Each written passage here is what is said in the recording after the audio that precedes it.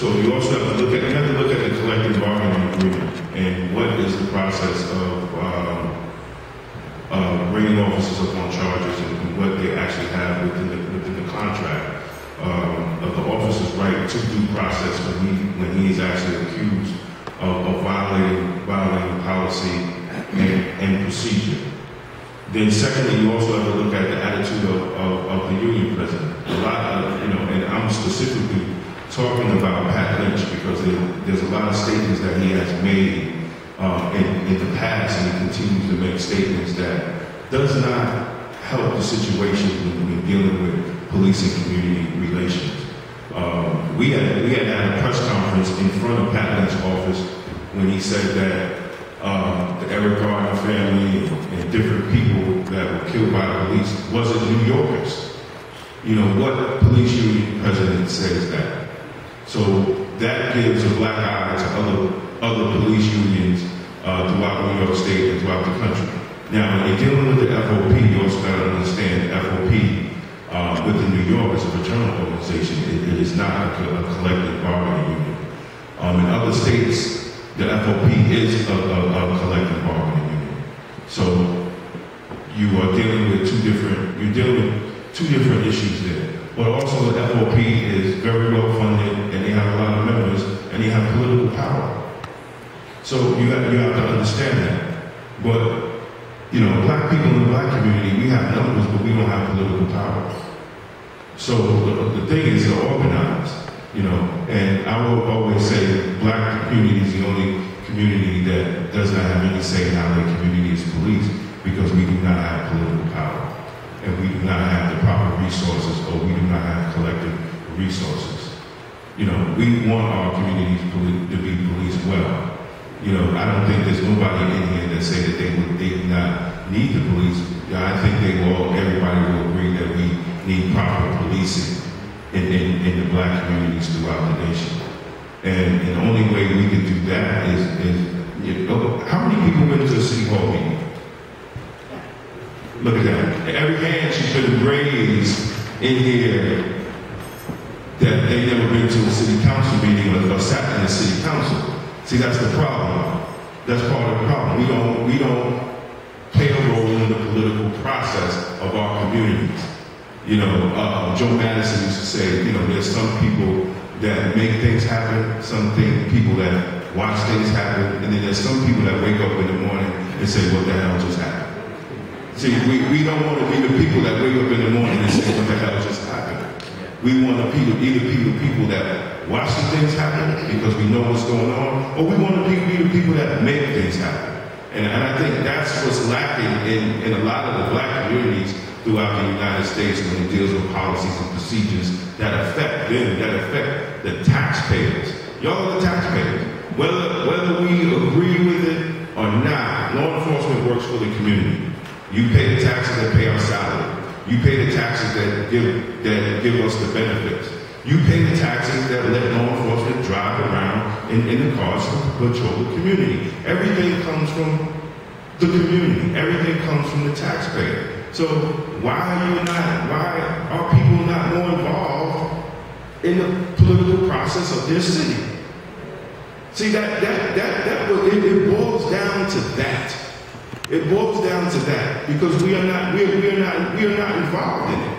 And if we don't black law enforcement has been saying this stuff for centuries. I started in 1990, and guys was about to retire. And the same thing that we're talking about now, they were talking about it in the 1990s. Nobody believed it because there wasn't no cell phones. Nobody believed that these incidents happened in the black community because there wasn't cameras all over the place. But now that we see it, I get tired of writing press releases. All you gotta do is change the name and change the date. I've been writing press releases about these incidents for 15 years. 15 years. I can't really find out anything new to write about it because it's the same incident. But we have to change it. It's up to the community. It's up to the community. The community has to change it. You have to say how you want your community police. You have to say that you want police from the community. The chief is from the community. He should be respected for trying to protect his community. But then other communities don't have the resources that's from their community.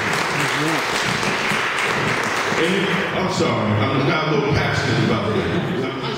Right. All right? Which criminalizes the majority of young black people. Right? And that impacts their future relationship with the police for the rest of their lives. We have a culture of impunity in the police. That's a result of union contracts, legislation, or what have you, so that when the police have to confront an accusation of criminality, they are not in the same position that ordinary citizens are when they have to confront a charge of criminality. There are delays in the initiation of their interrogations. They have all kinds of protection on evidence. They have a DA, right, whose career is based on having a good relationship with the police, all right? And so this is a concrete example of lack of democracy and its consequences. Oh, am I too far away? Yeah, that's an example concretely, you know, of why we have problems with the police. It doesn't have to do with whether they're good or bad. It has to do with the differential treatment, and therefore they lack accountability. For instance, why are the police here sitting up here with weapons now? What do you need weapons in this meeting for? That's a form of subtle intimidation. Has nothing to do with how nice or how not nice any individual policeman is, but what are they doing sitting up here with weapons? Right? You understand? And they're sitting up here armed to the teeth. How are we going to de-escalate our relationship with the police when they make ordinary traffic stops? We're confronted with somebody who has a weapon and a bulletproof vest, right? And who tells you that you have to obey their commands. The law, the Constitution doesn't say you have to obey every command of a policeman. They say only their lawful commands, right? Who tell you that you can't walk away. But without notifying that you're actually under arrest, you have a right to walk away from the police. So a whole lot of procedures that evolve, right, from the special status that are given to police, all right? And the status are given to police because they facilitate the exploitation of black people. I'll tell you no secret. They facilitate the exploitation of white people. They actually facilitate the exploitation of most of the people in this country. Through an extensive background check, which involves going into their communities and learning who they are, speaking to references, both references that they give and then people that they didn't refer, to just get a sense of who they are. They go through a psychological examination, medical examination, physical examination, all prior to being hired. Once hired, they attend the Westchester County Police Academy, which is an accredited academy. It's approximately a 6-month training program, culminates with at least 8 weeks in field training, which is on the street with a certified field training officer. All things that are mandated by the state of New York.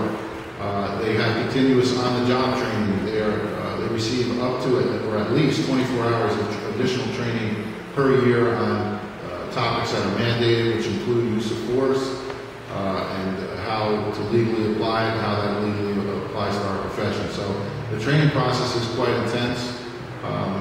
Unfortunately, with budgets, training is often one of the first casualties, and that can become problematic, but I think we've done pretty well here in the city of Peekskill with keeping our training program above board, and that's about how we do it. I hope I answered your question.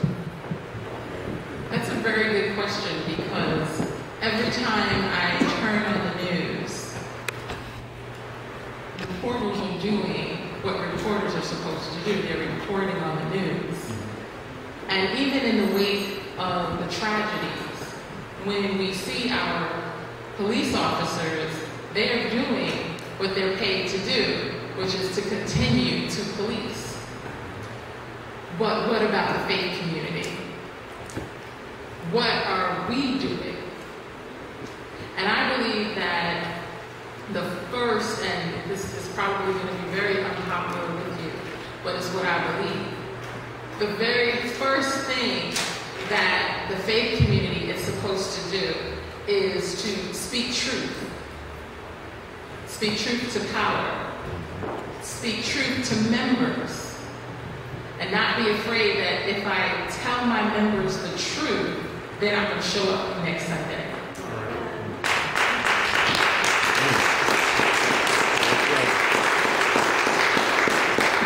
But the primary thing I see our responsibility as a faith community is to pray. Is to pray. And I always say, why are people voting and crying about prayer in the schools when there's no prayer in the church? So I would like to see, I can say on behalf of the Reformed Church of Portland, I'm very happy that tomorrow night we're having a prayer vigil. But I would hope that all churches and synagogues and mosques around the world would at least do that. At least say, you know what, the killing of anyone is wrong, and we stand against it. The community, not just the Black community, but the whole community, and to help interpret what it means to speak truth to power and to stand up for love and justice. That's, the subject of my whole ministry. And to one-on-one, be with individuals, even the people that you disagree with, and to help bridge a gap. Because as a white person, I'm feeling the stress and the strain, not just here in Peekskill, but I happen to be living outbound right now in Putnam County, and it's palpable. And I'm around people of my own kind, and it's strange. I just feel strange to me, and I have to say I breathe a sigh of relief when I come back to town, because of the political climate right now. I don't need to say much more about that, and the fear and the dread that's being fomented as we speak. And thank you for whoever said we must turn away from the constant media talking heads, 24-hour. I know that's a popular thing to do. I did it for the last couple of weeks, and it really burned me out. And I wanted to say that I take care of an autistic young man who has multiple diagnoses. And he happens to be Hispanic. And he lives independently in Yorktown in a sweet little community called Shallow. But I've been advocating for this young man, and I am acutely aware of how people have bias with people with disabilities, especially with intellectual disabilities, and it is not a mental illness. And I know, because I've done a lot of research, and I'm glad to know, and maybe the chief would know something about this, but that our policing needs to have some more abilities to encounter people with not only mental illness, but intellectual disabilities. Because this young man is very acutely aware of how different he looks. And he wants to be very friendly, but people turn away from him, and he's very hurt and angry by that. And I am very sensitive about it myself. I've been sensitive about bigotry and racism, even in my own family system. And I've gotten in a little trouble for that over the years. But people know who I am. And I have to say that the basis for that comes from living in this community, being raised in this community, and even in this church, and to be part of PAPA, which is vital. I think this organization has been around since the post-Civil War, and there have been incidences that we might have forgotten about over the last several years, whereupon we had a cross burning in the town of Portland. And that was very shocking and terrorizing, as well as a desecration of a Jewish temple out in Mohegan Lake. And what I loved about it was that even our Muslim brothers and sisters stepped forward from the community center, the Islamic Community Center in Mohegan Lake, to stand. And, we're talking about Black Lives Matter, but there's also the undertone of anti-Muslim hatred and immigration and Mexican immigration. This is all underneath. It's sort of fomenting. And here we are having this conversation. There is a sense of heightened. You all feel it, I feel it, I see it in other people who I disagree with, who I know might think or feel that another way. Even on the issues of gun control, even in my own family. And I know that, policing is important and to be armed and be able to protect us, protect themselves. But I also believe that from Sandy Hook to California to, I can't even name them all, maybe you can. Don't forget Kennedy, Martin Luther King, yes, Robert yes. I mean, it goes back. It's part of our culture. And I remember, in the late 60s and the early 70s, and knowing what the tenor of the times was then, in the civil rights movement, and it came right to Peekskill, and I know the pastor can speak to that very well. So here we are again, but I think we're advocating ahead of the curve now, and I think that's important. So for me, it's about doing one-on-one, because we learned that in seminary. And I was kind of pretty much the minority when I went to seminary in Brunswick, which I love. And our professor, who used to be part of the Black Panther movement many years ago, he challenged us to sit and talk to each other. No judgment. And just to sit and talk, human being to human being. And it's an amazing thing. That's what I like about Peekskill. It's changing, the community's changing, there are new people coming here with new ideas, and I want the people who are here to feel that this is still their home and not be threatened and feel threatened in any way. So that's my